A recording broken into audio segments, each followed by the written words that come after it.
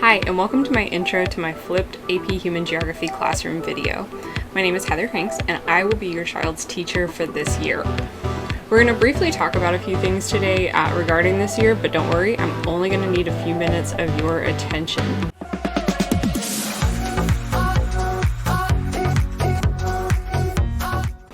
So we are going to briefly go over what human geography is, what a flipped classroom is, and how we're going to use it to help your child be successful.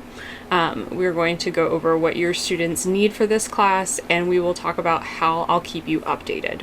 So as you know, this is going to be a weird year, but that doesn't mean that it's going to be a bad year, and I am going to do everything in my power to help your child be successful and to make them really learn, use, and have fun with human geography. Simply put, human geography is the why of where. Like, why has there been so much fighting and conflict in southeastern Europe in history? And why are there so many more people on the East Coast than there are on the West Coast or the middle of the United States? We look at how humans interact with the environment, the ways in which humans culturally adapt to, use, and modify the environment. And you can look at this in more depth on my Google site. So what is the flipped classroom, and why is it going to help your student be successful? Basically, the idea behind this method is that students do the remembering and understanding parts of learning the more basic stuff while they're at home on their own, so that we can better use our in-class time to do the applying, analyzing, evaluating, and creating parts of learning, which are the more in-depth and harder stuff to do.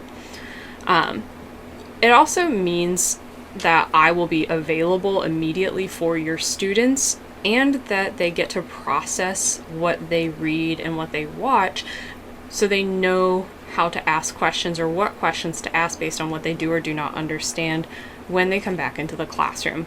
It also means that the students can work with me in class, so I know that they're on the right track and so that they know that they're on the right track. This also allows students to have more independence and control of when and how they learn.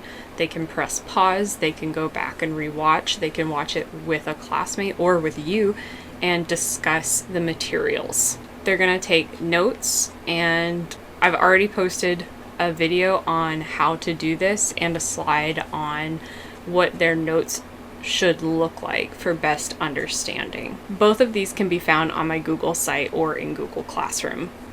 So what do they need? So you basically just need internet access. This can be through a smartphone, or it can be through a Chromebook that they can check out from the school, or you can use your home computer. They're also going to need a textbook to do their readings, and they might want a pen and paper so that they can take notes by hand. I'm totally happy for them to take notes, to take photos of them, and submit their assignments. If it's necessary, you don't have internet access, readings and notes can come from the textbook, and I can supplement with written materials. This is a good time to remind you and your student that notes are required for this class. If they're putting in the time and the effort early on, it's going to help them to take faster, more efficient, and better notes as we progress through the year.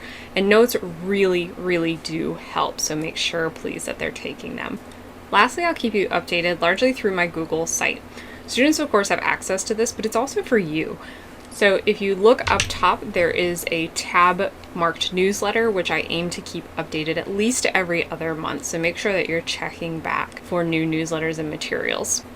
We'll also keep in contact through email, so please make sure that you email me if you have any questions or concerns or just want to know a little bit more.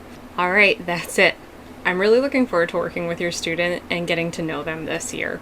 I know that this is not what any of us would say is our ideal school year, but that doesn't mean that it can't be a great year if we're working together and putting our effort into this.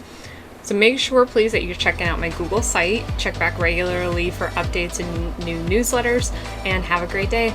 Bye.